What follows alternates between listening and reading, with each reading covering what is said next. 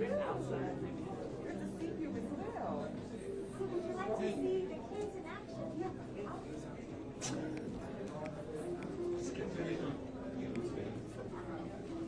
Oh, we can.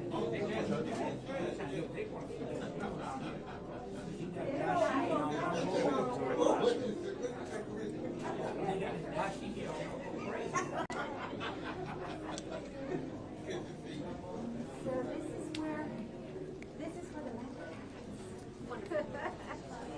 And this building, Miss Gonzalez, We've been here since 2005. Yes. And we have a whole host of programs and services that we have in terms of after school, summer, adventure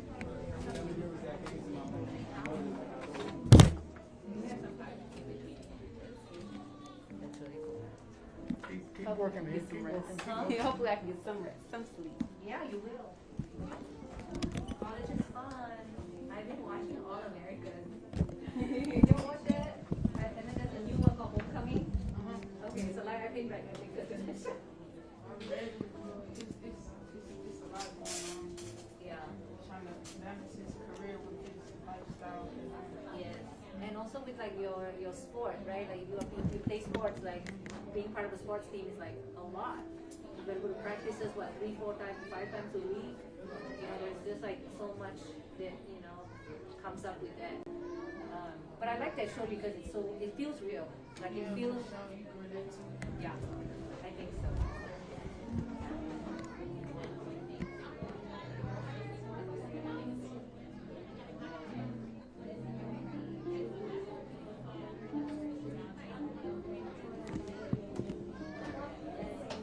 Good afternoon, everyone. How are you? Thank you for having us. Yes, hello. Nice meeting you guys. Do you do like You guys any working extra on credit? Lena Hidalgo. I'm the Harris County Judge of the County Executive. And this is Commissioner Ellis. Hi. You guys generally from Harris County? Yes. Yeah, wonderful. Are you guys in school? Whereabouts? Oh, wonderful. Yeah. Nice. Yes, sir. Okay. Yes, correct. You said Ross Sterling Aviation. I go to Ross Sterling. Awarded? How about you? Yeah. Long time ago. How before you were? It said Senator, City Councilman, Commissioner. So Worthy graduate. and worthy graduate. So I hope. Do you see yourself in politics at all? I see myself going in one and going to school for sports. That's great. That's all my best in that. You guys have she said she canceled her dental You have a dentist at 2 o'clock. So for him, I'll pay that with. I think the county jail is coming this year. The county commissioners, the county jail, I'm sorry. Just a visit.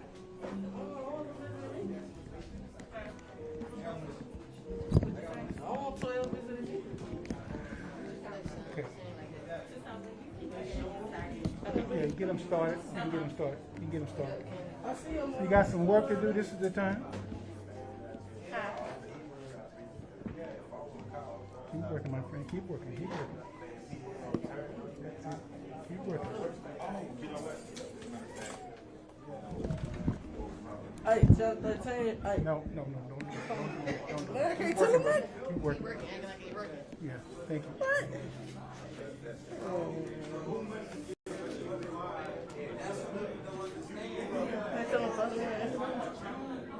Keep working, gentlemen. Keep working. Keep working. Today we're going to talk about stress management and how we can help relieve stress. So as you guys see, we have pulled up changetochill.org, so you have some resources to help you learn how to relax and relieve stress in a healthy way. You don't have to turn to substances like alcohol, tobacco, or other drugs to relieve your stress. You can do so naturally, just using our own bodies. So I'm going to have us walk through some breathing exercises together. So if everyone can put one hand on your heart and put one hand on your belly. And we're going to do some belly breathing. Okay, so we're going to do deep breath in and deep breath out. Right?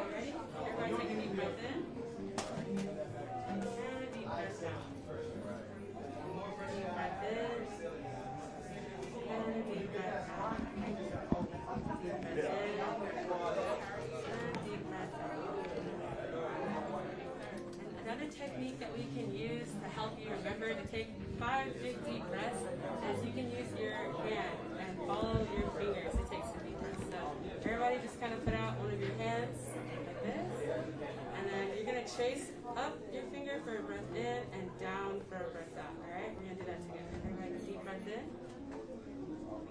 and deep breath out. Now go over your index finger, deep breath in, breath out. Deep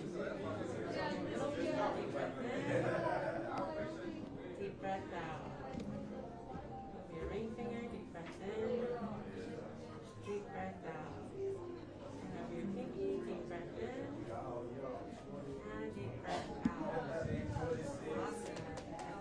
These are some techniques you guys can use, and that's pretty simple. You just take 5 deep breaths, and that'll help increase the oxygen in your bloodstream, and it can also help relax the nervous system and your mind, and kind of distract you from what's going on. It might be stressing you out.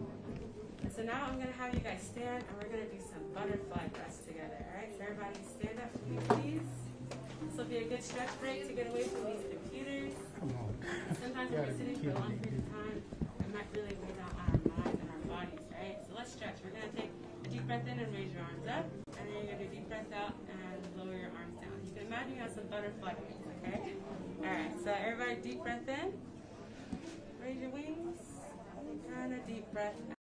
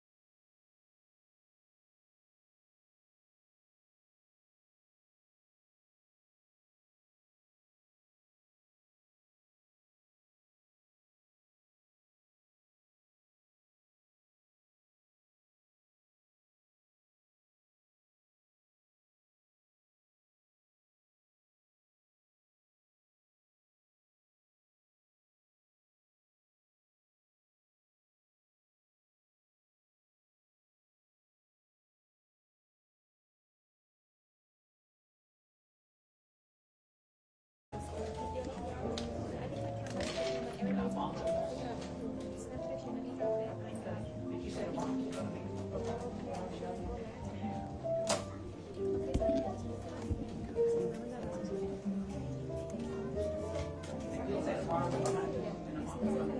moms, demand action. Moms demand action.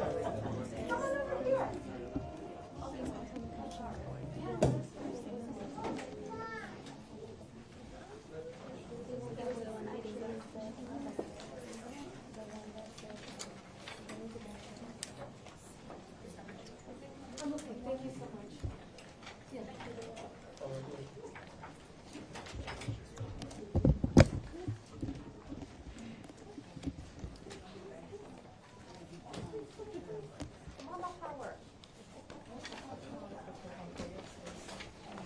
All right, good afternoon. We'll get started. I'm very, very happy to be joined here by Commissioner Ellis, who of course has been such a champion for all of these issues. Dr. Ana Yares Correa, Interim Director of the Justice Administration Department. Before Dr. Correa, we'll actually hear from Council Member Tarsha Jackson. Happy to have such a longtime champion for children and youth here with us. Henry Gonzalez, who's the Executive Director of our Harris County Juvenile Probation Department. Dr. Asada Richards may join us later. She's with the Youth Justice Coalition. And finally, we'll hear from Helen Stagg, who is the CEO of Change Happens, where we are this afternoon. Several representatives from the anti-crime organization Moms Demand are here as well. So thank you guys so much for joining us and listening. Thank you. When most people think of first responders, they think of police, they think of firefighters, other emergency managers that protect us during emergencies. And when it comes to public safety, it is so true that they're a vital part of our team, and we're always grateful for their continued support. But what a lot of people don't know is there are other folks I consider first responders as well, who work quietly behind the scenes to make sure that our communities are strong, that our communities are safe. Those are mentors, educators, drug prevention advocates, faith leaders, social workers, juvenile judges, so many of the folks we visited with this afternoon. When it comes to saving lives, when it comes to keeping crime at bay in our community, they're first responders too, and I'm so thrilled to be bringing more support to them and to the work they do as a part of our crime fighting strategy. Let me begin by saying that it's no secret that there's still a strong contingent of people in Harris County who particularly like to make their voices heard during election years, who are still willingly, ardently defending a broken criminal justice system, a system that has failed multiple generations by relying on ideology, on dog whistle attacks, instead of relying on evidence, experience, data, and research, by relying on get tough rhetoric only, instead of focusing on an objective assessment of what works and meaningful action, by relying on scapegoating others, again, particularly during election years, instead of taking a sober look at what works and what doesn't, and working with people, with stakeholders, to get things done and keep the community safe. For decades, they've doubled down on policies that don't work and that actually got us to where we are today. A strategy that focuses on locking up repeat nonviolent offenders or a strategy that focuses on locking up first-time nonviolent offenders with mental health issues, with substance use issues, instead of providing treatment. That's how we ended up with the largest mental health facility in the state being the Harris County Jail. That's not new. Targeting communities of color instead of engaging with them. That's how we ended up with such a disproportionate number of kids and adults of color filling up our jails and prisons. That's not new. Making weapons of war on our streets more accessible instead of promoting gun safety. That's how we ended up in part with the crime wave we're facing. Trying to mass incarcerate our way out of the problem instead of investing in systems smart enough to tell the difference between someone who is a repeat violent offender and needs to be behind bars and someone who is a first-time or non-violent offender who needs treatment instead. This is not the way, and sadly the people of Harris County are dealing with those consequences every day. Now we're dealing with a local and nationwide gundemic responsible for an increased rate of homicides. We're dealing with a system that values the power and profits of bail bondsmen and political actors instead of crime victims and advocates. We're dealing with a mass incarceration problem that means that the United States incarcerates more people than any other country in the world, including Russia and China. The consequences of these politics cascade down. They're responsible for a criminal case backlog, dangerous conditions inside an overcrowded jail, the school-to-prison pipeline, the revolving door of our criminal justice system. That's not fair for communities. It's not fair for taxpayers. It's not fair for the next generation of leaders, of citizens, for our kids who deserve to grow up in the confidence that they have a criminal justice system that works, instead of getting caught up in it for life. That's why over the past several years, Commissioner Ellis, Commissioner Garcia, folks like Councilmember Jackson, and folks here have been fighting to be smart on crime, not just tough. And that means investing in solutions that work to protect public safety, as opposed to just the things that sound good and you can say while pounding your fist, and then score some political points along the way. Today, we're here to announce just one of those new programs. Last week, Commissioners Court approved Change Happens as the administrator of $4 million in county funds to support at-risk youth. The resources come from our county's Youth Justice Community Reinvestment Fund. It helps prevent crime. This is the first time a Texas county has created a dedicated fund for this purpose. It's a powerful initiative that will help young people stay out of trouble and stay on track for a successful life. The communities in our county with the highest percentage of kids that end up caught up in our juvenile justice system, in our criminal justice system, also have the fewest support services to keep youth out of the system in the first place. We're working to change that.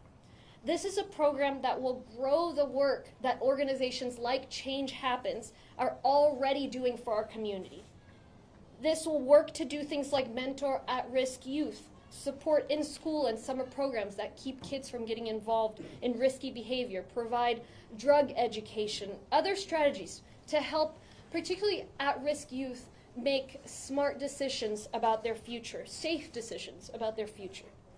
Through this funding, we'll be able to leverage the decades of experience that Change Happens has in this sphere in making communities healthier and safer by allowing them to fund and provide technical assistance to other nonprofits so they can serve as a force multiplier for their work and help incubate other organizations that also do this kind of work.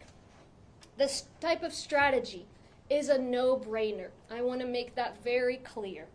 An overwhelming amount of research over decades consistently demonstrates that investing in early intervention among at-risk youth effectively decreases the likelihood of young people ended up having run-ins with the criminal justice system.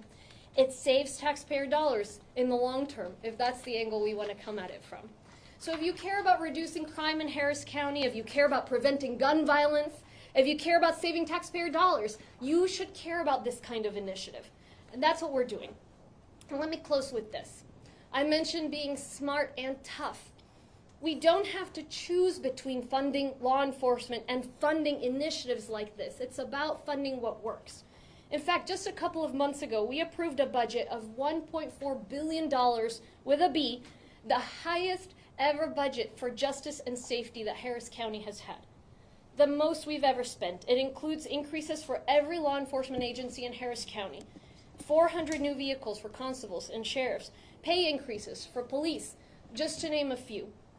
So we can do both, and we are doing both. And we're focusing on the research, and we're focusing on what works, instead of focusing on pandering and politics. Thank you. I'm very proud to call up Commissioner Ellis. Before that, let me repeat my remarks in Spanish very briefly, and then we'll hear from Commissioner.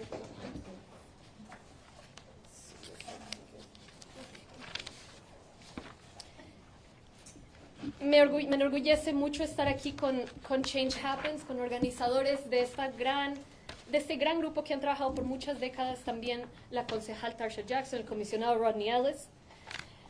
Cuando pensamos en los trabajadores de emergencia, muchas veces pensamos en la policía, pensamos en los bomberos, en los trabajadores de emergencia que nos protegen cuando algo se incendia, cuando hay una catástrofe. Pero en cuanto a la seguridad pública, hay otras personas, otros grupos que también son una parte vital de nuestro equipo.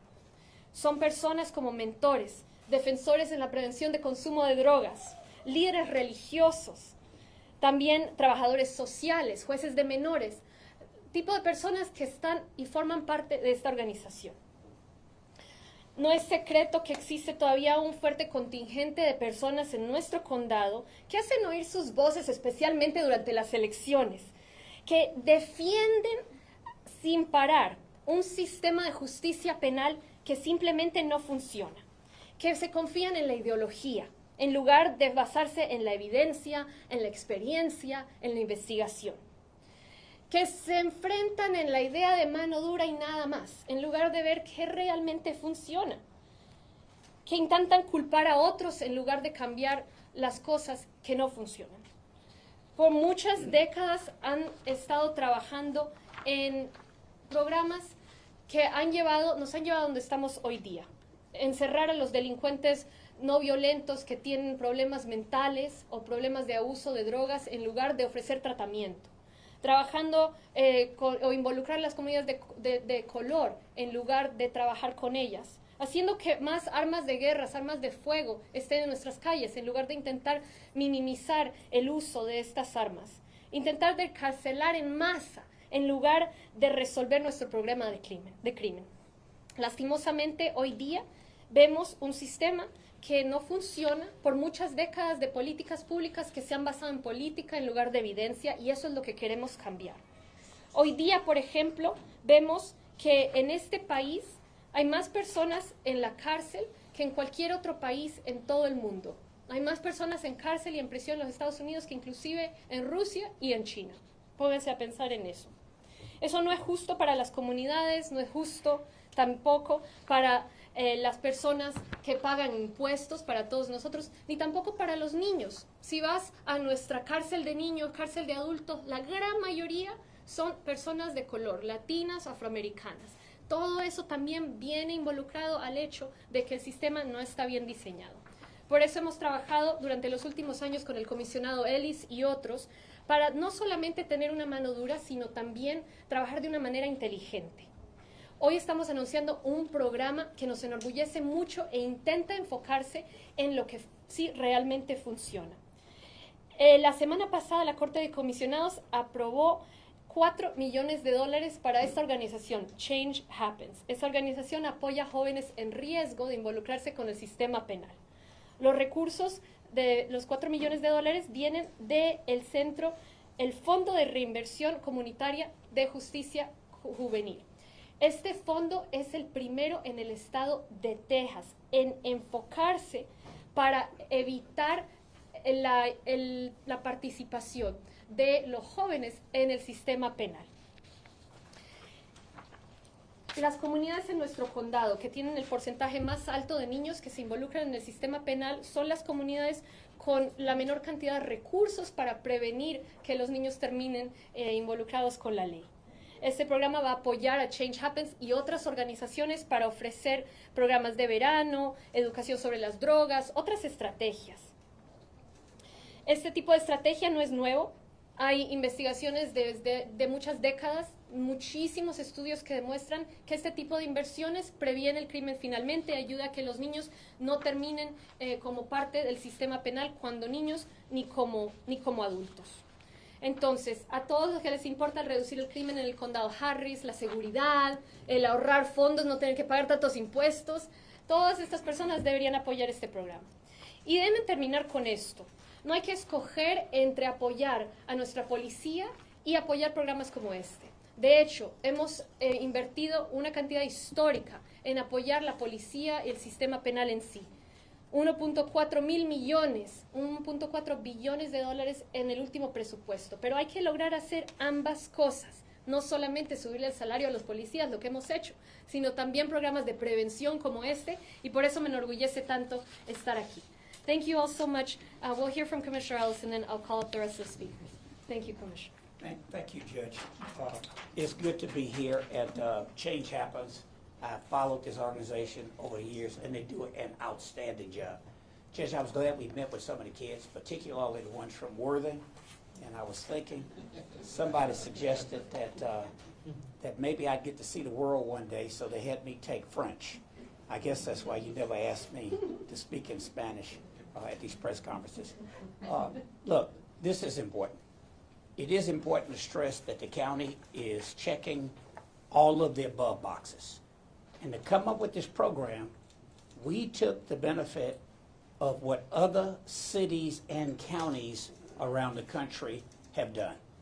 We did a little cutting and pasting. We could look at what other people tried that did not work, because in many ways, we here in our region, council member, are a little late in being more creative with what we do. But we have invested, as the judge said, more in traditional law enforcement than the previous leadership at the court did that. And Judge, you and Commissioner Garcia in particular ought to be commended for that. But it takes more than that. If we could just do what we have done throughout the history of our region, I think we'd have solved those problems in terms of an uptick in crime by now. There have been upticks in the past. I've been in politics for a long time. How well I know. $4 million investment is a major investment, particularly for a county in Texas, because we're the first one to do it. But if you look around the country, other people are doing more. It was important, Judge, to come here and roll this out, because we have to have public support to go and do it.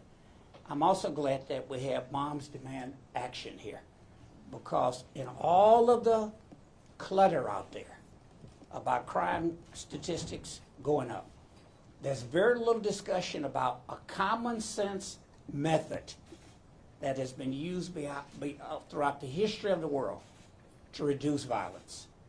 And that's less dependency on a gun in order to resolve disputes. So it's important that they're here. Other initiatives are coming.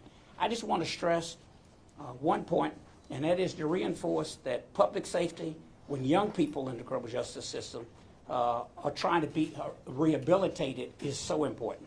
Our system does not treat all young people the same. At virtually every stage of the juvenile justice process, youth of color, especially Hispanics and African Americans, receive harsher treatment, harsher sentences, even when their white counterparts have essentially identical histories. In 2020, 98% of the youth in custody in Harris County Jail were black or Latino. Nationally, black youth are nearly 5 times as likely to end up in youth prisons as their white peers. And Latino and American Indian youth are between 2 to 3 times as likely to end up there. Alternatives to youth incarceration include helping young people who are building family relationships, job training, mentoring programs, and community-based mental health, drug treatment, and rehab programs. I'm so proud of the work that our leadership at the county is doing, and we can do more. With that, I want to bring up one of our partners. We're not in her district, but she's been active on these issues for a long time, and I'm so proud, council member, that you, among others, have encouraged Mayor Turner, and the city is going to partner. We're not going to duplicate one another's efforts. We're going to complement one another's efforts. But Councilmember Tarsha Jones. Thank you. Thank you. Thank you, everyone, for being here this afternoon. Thank you, Judge, for your leadership on this very important issue. Very important issue. And Senator Whitmire. Sorry. Commissioner Ellis, I know, right, Commissioner Ellis. My name is Tarsha Jackson, and I am the district rep for Houston City Council, District B, and that covers Acres Homes, Greenspoint, Northeast Houston, 5th Ward, Pleasantville, a lot of underserved black communities, black brown communities. But before being council, I was a mother turned advocate. I came to this work back in 2001 after my 10-year-old special needs son was arrested in his elementary school for refusing to go to a timeout. He was arrested in jail for something that could have been handled with a D-Haul.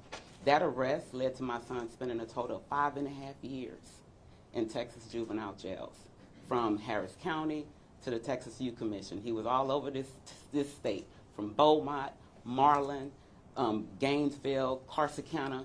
My son was all over the state, and not just my son.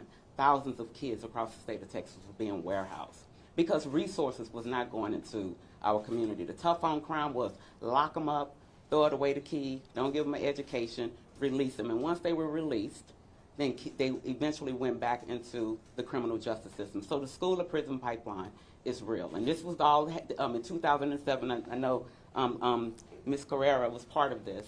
When Senate Bill 103 was passed, that actually prohibited counties from jailing kids on Class C misdemeanors, and millions of dollars were allocated to alternatives to incarceration. But those dollars didn't go into communities. It went back into the system. And so that's why I stayed around after my son was finally released in 2007 to continue to fight to make sure that we focus our energy on true community-based alternatives, making sure that the folks that's in the villagers that's raising our kids, that's building our communities, get the resources that they need so that they can sustain our communities, so that they can keep our kids that's struggling within our communities. And so, Judge, I appreciate you for, moving forward on this. The Mayor Turner, we're doing a lot of great work in the city.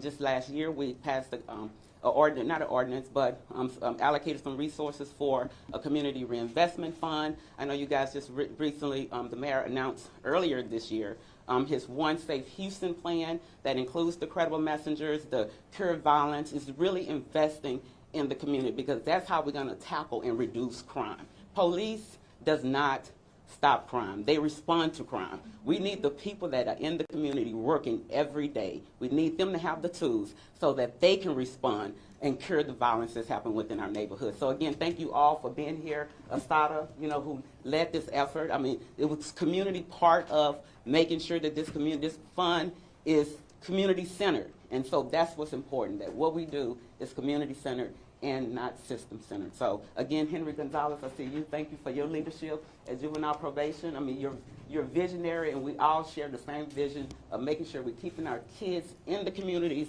where they belong. So again, thank you all for being here, and I look forward to our continued partnership. Thank you, Councilmember. We'll hear from Dr. Ana Yanes Correa, our Justice Administration. Dr. Ana, sorry. Yes, your name was. I love you. This is a good day, everybody. I know, right? This is a good day, and it's a long time coming.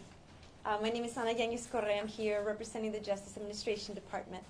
And I have to just say thank you, because this would not have been made possible if you hadn't asked our department to really look at what investing in community looks like.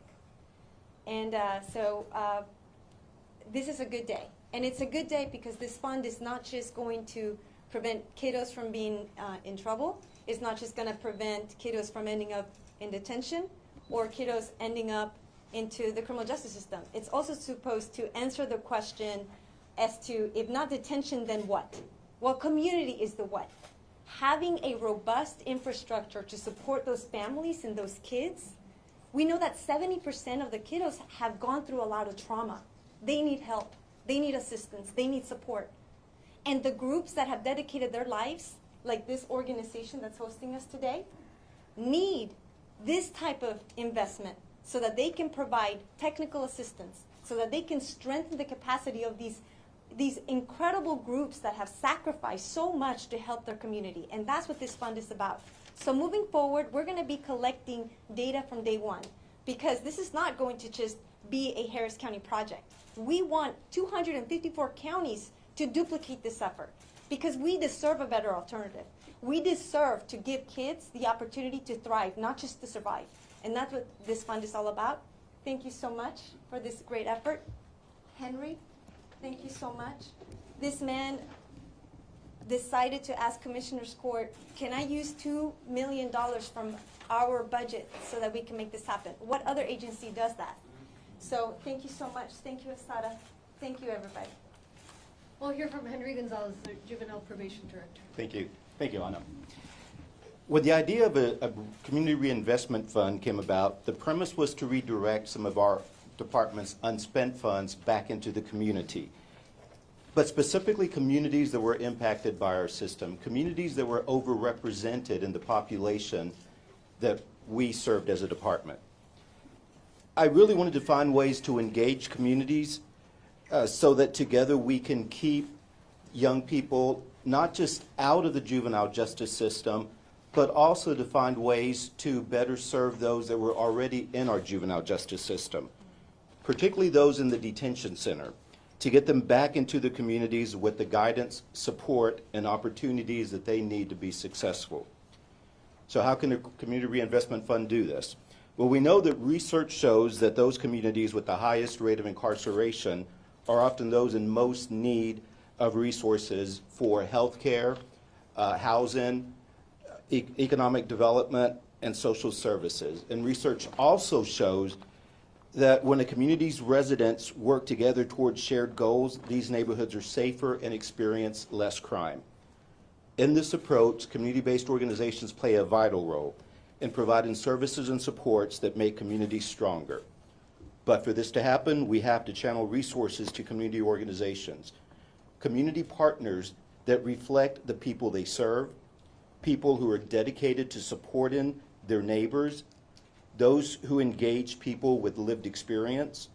We need to leverage this lived experience, as these are the people who are familiar with the existing risk factors in the communities. They're the ones who know how to navigate their communities to be able to set up realistic protective factors. We know that change can happen, as we've already seen with some of our positive changes within our system. We have fewer overall referrals. Our detention population has significantly decreased by about 50% over the past 4 years.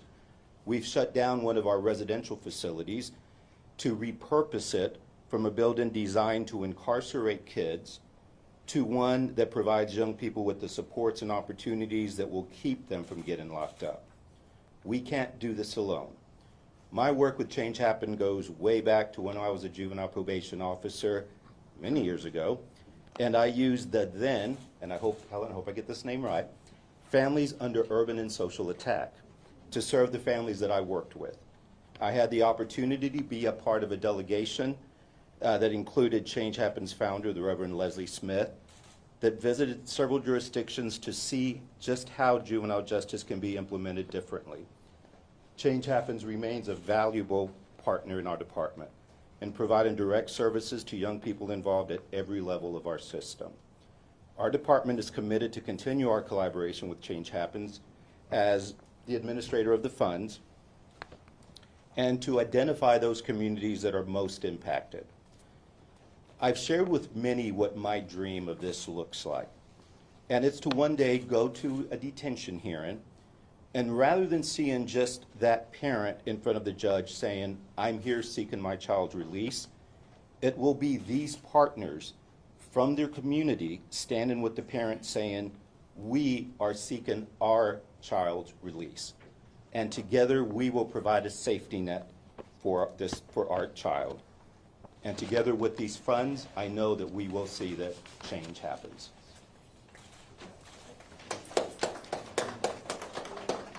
We'll hear next from Dr. Asada Richards with the Youth Justice Coalition. Hello, everybody. I want to first open up by thanking Judge Lena Hidalgo and her staff for their leadership on this issue. And their leadership started prior to the pandemic. We were all organized to have a task force on really redefining youth justice, and the pandemic hit. And I want to thank the Amanda Cloud and Kelly King Jackson, formerly of the Simmons Foundation, for investing in this vision, but also investing in the community's capacity to partner with the judge's office and all the system stakeholders to be part of designing a new solution and a vision for how we can provide safety and security for our young people and also create better communities. I want to thank the coordinating team. You know, when someone speaks, there's always so many people behind them, right, that made it possible for them to speak. And I just want to let you know I'm only the person that was chosen to speak, but I represent the Center for Urban Transformation. I represent Pure Justice. I represent Sankofa Research Institute, the Urban Community Network, the Earl Carl Institute, the Public Defender's Office, Harris County Justice Administration Department, the Columbia Justice Lab, and the Annie Casey Foundation.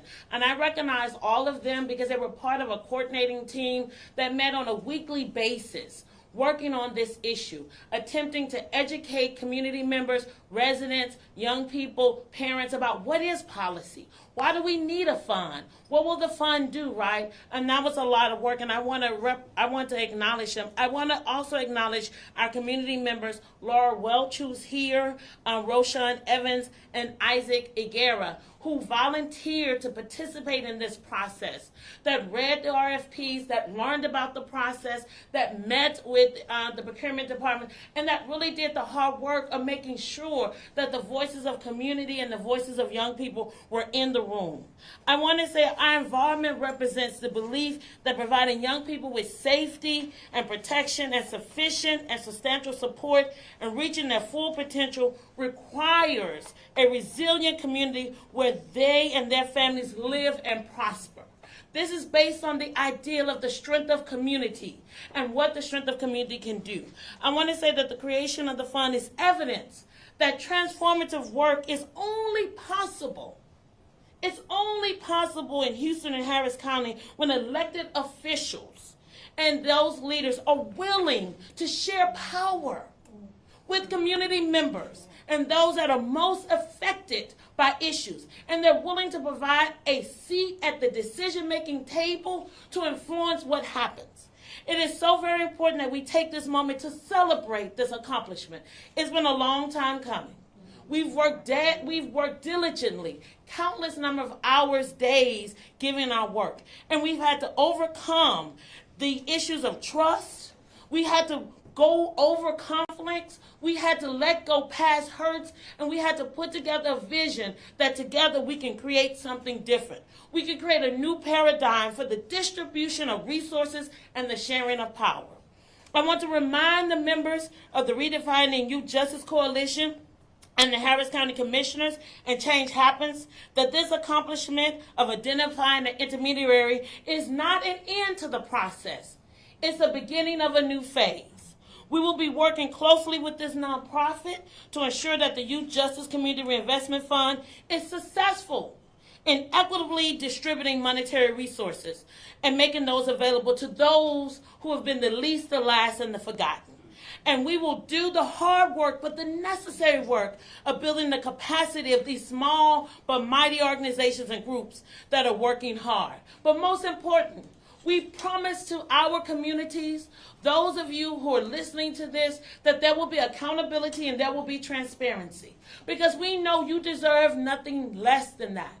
And in closing, I want to say to young people, we owe you a deep apology. We have not served you well. We have not given you what you needed. Those of you who grew up like I did in Sunnyside, in South Park, in 3rd Ward, in Hiram Clark, and A-Leaf, in the Greenspoint area. You've never gotten what you needed. You never got what you deserved. You've made the best out of bad situations. And then we held you accountable for our shortcomings. We owe you an amends for how we've destroyed your lives. And we are going to do better by you. We want you to not give up on yourselves and not give up on us, because you deserve something better than you've ever imagined to have. And if we work together on this fund and work together in our communities, we can create a brighter future, not only for you, but for your sisters, your cousins, your brothers, your neighbors. And so this is the last generation of black and brown children whose childhoods have been stolen from them. That is what is before us. And so we have a lot of work to do, but we can do it if you believe in us and you believe in yourselves and continue to make something out of nothing. As Tupac say, make $1 out of 15 cents, because better days are coming. And I guarantee you, you will not be alone in getting those better days to be realized. Thank you.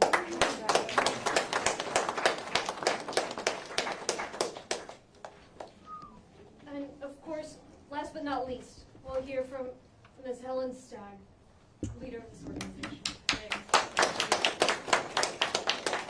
Thank you, everyone. Greetings on behalf of the Board of Directors of Change Happens and our entire staff. Welcome to Change Happens. This is a monumental event in the history of our organization. And as James Barnett said, he's the community engagement coordinator for Senator Rodney.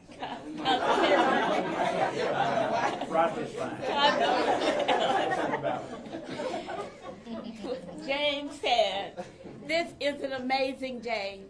And he is right. This is an amazing day. But it's an amazing day not because of Change Happens, but because of what you've done to invest in our community and of all the possibilities that will come from this investment.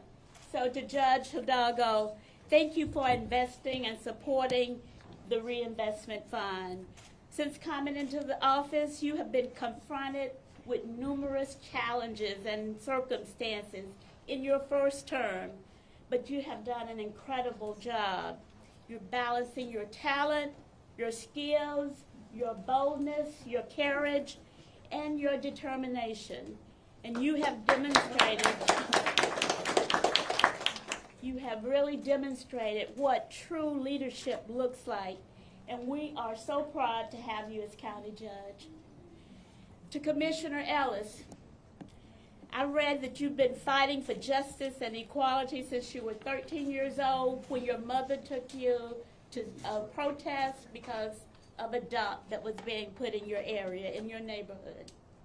And since that time, you continue to fight on a whole host of issues, including advancing criminal justice reform and protecting the rights of all people. We consider you to be a superhero, never faltering, persistent, focused, and we thank you. And just recently, your office donated 50 computers for students in this area to use. Thank you for your ongoing support. Dr. Correa, thank you. You focused your dissertation on the school to prison pipeline, and you were rightly honored by the Texas House of Representatives and the Texas Senate for working toward real solutions to the problems facing the Texas criminal justice system. And that is coming all the way full circle as we start this program. So thank you for your work. Mr. Gonzalez, thank you for remembering that we have a long relationship in working with Harris County Juvenile Probation Department, and most recently with our Voices program where the girls were over across the highway, and our new program working with to provide mentors to young men who are transitioning out of the system. As a leader of the largest juvenile probation department in the state of Texas, you have demonstrated a true commitment to utilize interventions and strategies that are community-based, family-oriented, and least restrictive, while also emphasizing the responsibility and accountability of both parents and children. Thank you. I also like to thank Councilwoman Jackson. Thank you for sharing your story. I haven't met you, this is my first time, but the amazing work that you've done and to get involved after that, what happened with your son. Thank you for continuing that fight and for all you're doing. I'd also like to thank Asada Richards. Asada, you're always working to use your considerable skills to represent and to use your voice to help those who don't have a voice. You tell the stories of people, and you tell it with evidence and data and observations. And you tell those stories for people who don't have a chance to tell their own stories or to be listened to or valued. So thank you for all that you do. And I would be remiss if I didn't recognize and thank our community partners. Some of them are here today, Reverend Davis, Carl, and many more, for all the work that you do. And most importantly also, the Change Happens staff, a diverse group of talented people who make you want to get up every day and do your very best work that you can do. Thank you so much for everything that you do. I want to thank you all today for all of your insight to fund this development program. A program that is community-based, place-based organizations working with youth to build their capacity, to recognize and respect that these homegrown community organizations can be seen as trusted, credible organizations, and that they are committed, dedicated, and provide quality services to youth and family in need. When we were going through the RFP process, and everything was transparent, it was posted online, and there was a step-by-step process, and I could see where other organizations, or that it appeared larger, national kind of organizations were also interested in applying. And I wondered, what would the persons reviewing the applications truly see about Change Happens? Would they see us as a place-based community organization that's been here for 33 years, a trusted organization that every day dares to do our work in the struggle for equity, as an organization that knows well the struggles of small grassroots organizations, and more importantly, we know the struggles of marginalized and vulnerable communities, the disparities that young people and families face, the challenges of small, homegrown, grassroots organizations that they face, that we are an organization that knows and understands the power of collaboration and not competition, of technical assistance and support, of boldness, of diversity, of equity, of inclusion, and evidence-based practices, of data and outcome. And I thought about David and Goliath, and of course I saw Change Happens as David, and I am pleased to say that I couldn't have imagined a better outcome. Change Happens is one of the largest Black-founded, Black-led organizations in the region. We have a holistic approach to the work that we do, providing a wide range of programs and services, including youth prevention programs, mentoring, education, employment training program, housing, HIV prevention, neighborhood engagement, capacity building, and more. We have grown and have a diverse staff of over 80 employees. As the intermediary organization, Change Happens will administer funds and help facilitate sub-grants through a transparent and accessible solicitation process to grassroots service providers, working with communities of color to prevent youth involvement in the justice system. We will engage directly with impacted communities in order to determine the needed services and include the youth voice and representation. Additionally, we will help to build and support the capacity and infrastructure development of direct service providers and collect data on outcomes to help inform effectiveness and help providers through ongoing coaching. As I was driving into work this morning, I was listening to the story of a young man who was sentenced to 15 years to life in prison for a first offense of cocaine possession.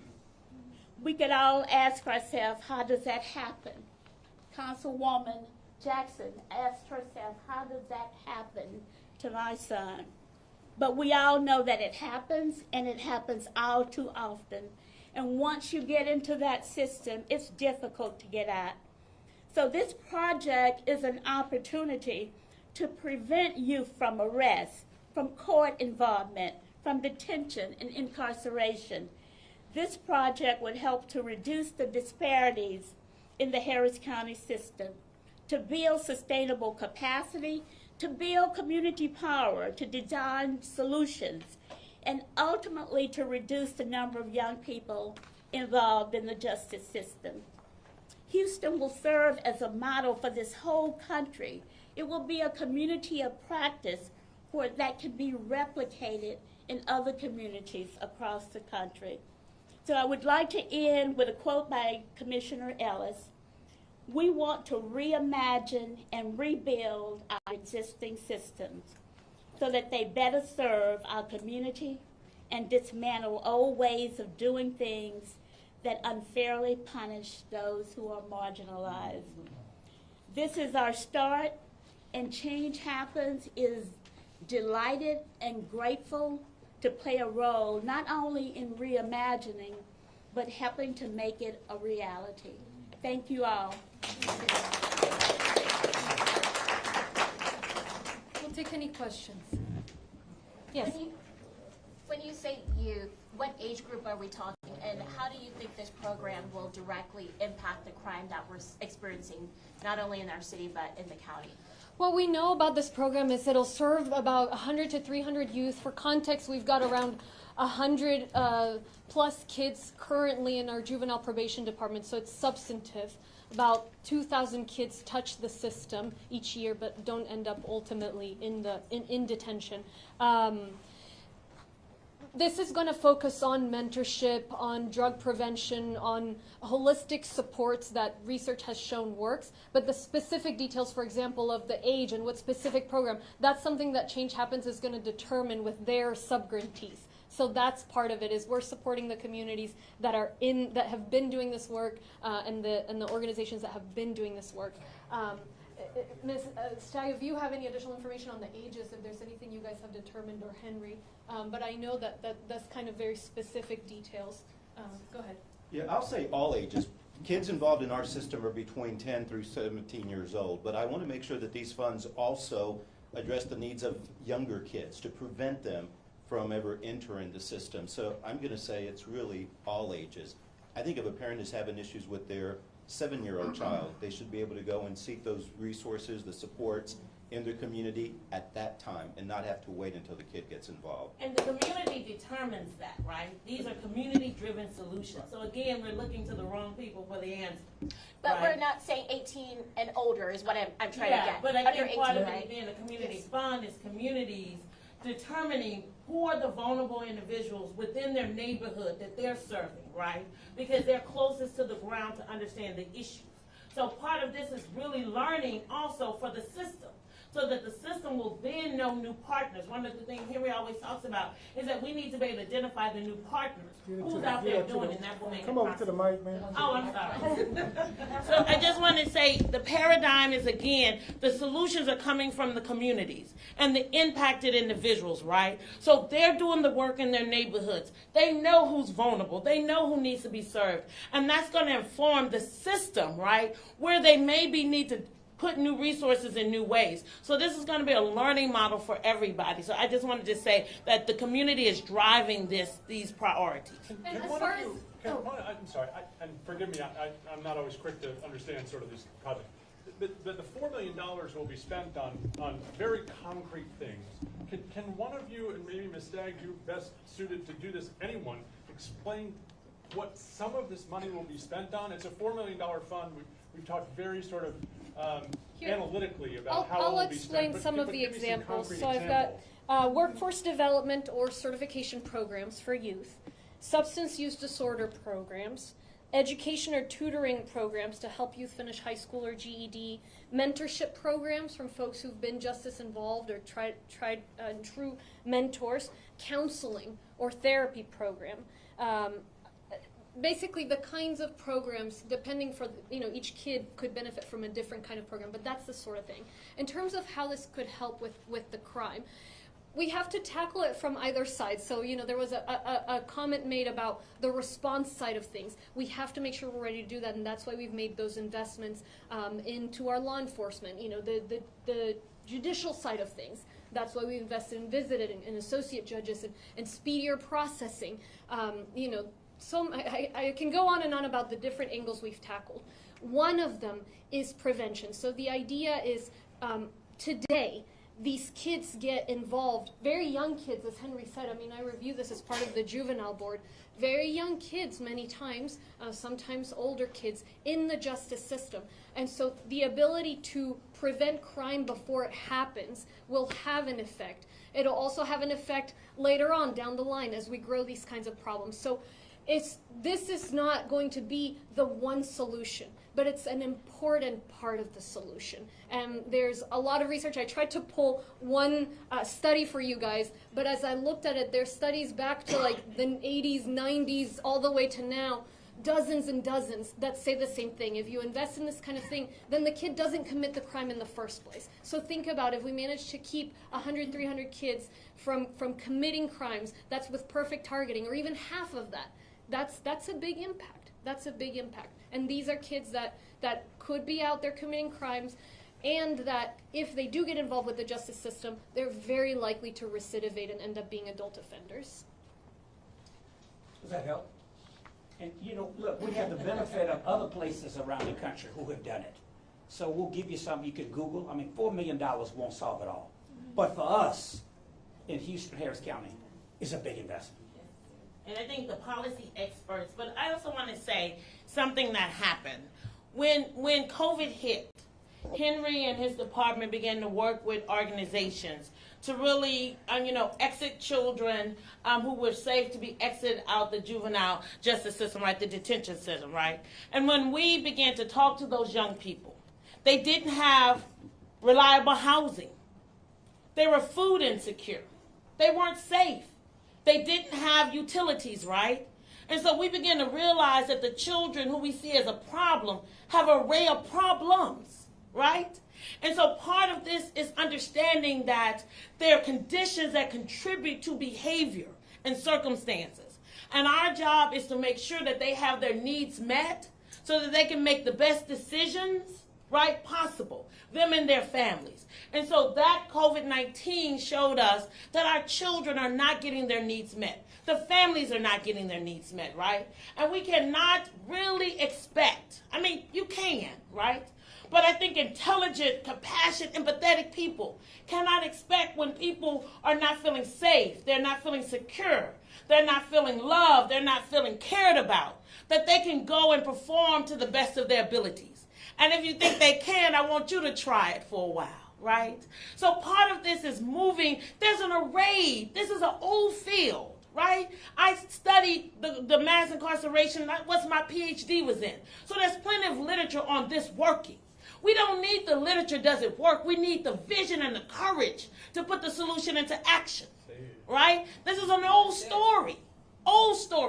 Harvard, Yale, Columbia, University of Chicago.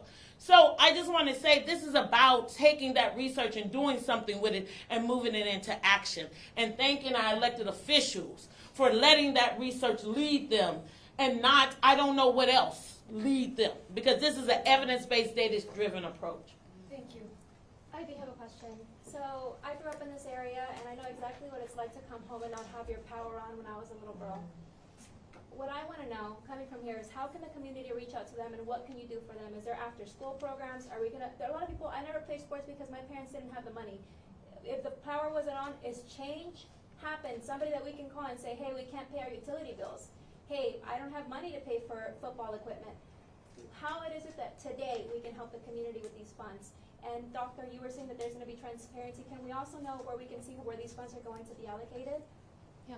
So we'll have someone visit with you afterwards to make sure who obviously you're in Commissioner Ellis's precinct and other representatives, so they can connect you with the best resources. And obviously we're doing work, hundreds of millions of dollars to rental assistance for landlords and renters, direct financial assistance, tens of millions of dollars, small business assistance, tens of millions of dollars. We are investing in housing, so much in housing, food insecurity. So it's a problem we're working on. So Change Happens is not working on the utility issue, for example. It's working on the kinds of examples I just gave. So like after-school programs? After-school programs, drug, substance use programs, mentorship, counseling, that kind of thing. And then I just add, the Redefining Youth Justice Coalition will support any organization to accessing these funds, right? So I just want to say that, this is, again, a community solution. And I'm not putting it all on Change Happens because to solve all these problems. I'm really not, right? And so I see Ms. Jackie Ottman here from the Urban Community Network. Her organization builds the capacity and works with small groups and organizations. So if you're part of a group and an organization and you want to apply, you've never applied to funding before, reach out to her, reach out to the coalition. Our job is supporting organizations and assessing these resources, and then supporting Change Happens and making good on that support. Okay. So, any more questions from the press? Yeah. Okay, I got a question, and on the theme of change, I'm going to ask this because we have both Commissioner Ellis and Judge Hidalgo. Technology is changing, and the encrypted messaging system called Signal has identified both of you as subscribers. Do y'all use it, and do you talk to each other on it? I'm on it. A lot of people are on this system, and I don't think we talk to each other on it, right, Commissioner? Y'all don't talk to each other on it? Why do you need it? Why do you need an encrypted messaging system? Man, I have Slack, I have Signal, I have WhatsApp. I haven't used them in years because you meet someone, you're in a group, right? Like when I was doing my work, during my studies, you got to do a group project, and folks say, hey, I like Signal, so you download it. I download this. Some people that text me on Signal that I've known from years ago. Is that right? Yeah. Come on, man. All right, next question. That's enough. Wait a next second. question. You're the transparency judge, and don't you want to avoid even the potential that you could be having governmental conversations on, and basically a technological black box? I do not have governmental conversations on Signal. Thank you. I use it for folks that contact me on it that have nothing to do with government. Yesterday, the DA, like your chief of staff, was having conversations about procurement issues and, in fact, voting on those, and wants a judge to decide if his bail conditions are stringent enough. What can you? I'm not asking you to weigh in on his legal issues, but what can you, as county judge, do to make sure that he is not having procurement discussions, and do you believe he has? Well, some people are saying that he was sitting on an RFP committee, a selection committee. The ARPA steering committee is a steering committee. It is not a selection committee. It is not an RFP committee. It sets priorities. If it were an RFP committee, none of the members would be able to sit on it because the committee is comprised of a representative from each member from the Commissioner's Court. And at my request, we passed a rule that representatives from members of the Commissioner's Court not be allowed to sit on committees. So if this is in fact an RFP committee, the entire committee needs to be disbanded. So I don't think that is the issue. I think it's procurement. It's more broadly procurement issues. Well, that's for the judge to decide. Were they voting on? Yeah. Does the steering committee vote on scope of work and? The steering committee votes on priorities, and again, whatever the judge ordered, that's for the judge to decide. And I can't comment on ultimately what the judge is going to decide. But I have said many times, as has been widely reported, this investigation is pursuing a distorted version of the facts shamelessly. And I'm absolutely confident that when all the facts come out and the truth is discussed as the truth, that everybody will be cleared. And my staff, I'm very proud of. Was very proud. Yesterday They do this yesterday's filing was distorted, or? The entire investigation is based on a severe distortion of the facts that needs to be acknowledged. We'll see what the judge says on this, but I will tell you, if the allegations, this is an RFP committee. If it were an RFP committee, nobody could sit on it who currently sits on it. And I have nothing more to add. Thank you. Yeah. Anything else? When will the money start to be spent? Probably in the next few months. Ted? Probably in the next few months, because obviously Change Happens needs to determine who the subgrantees are. And it will create a process that we all see and that's transparent. Oh, I'm sorry. It's okay. And that creates a process that we all see that's transparent and accountable, right? Again, this is not the end. This is a new phase. This is a new system. We've got to put the infrastructure up. We've got to do the scaffolding, and that's a process. Our goal is not to get money out there and it not to meet its intended purpose. Our goal is to put together a transparent, accountable system that has data, because this is just a down payment on what we know is needed in this county. Right? And so I want to thank everybody for coming. I'm sorry, Judge. I want to thank everybody for coming, because this is an important moment. And it really is an important moment, you know, because this is a paradigm shift. We are sharing power with the very people who we say we're serving. And so I do want to thank you for coming, and I want us to stay focused on the task at hand. We cannot afford to get distracted because our children are dependent on us to get this right. I'm sorry, she had a question for you. Yeah, how can we watch and see where the money, which organizations the money's going to be headed? Maybe that's We'll follow up with you. I'm sure we'll put it online, but we'll have my team follow up with you, and Change Happens follow up with you. Thank you guys so much. Thank you. Any more questions for me? Ask Masada. Ask her.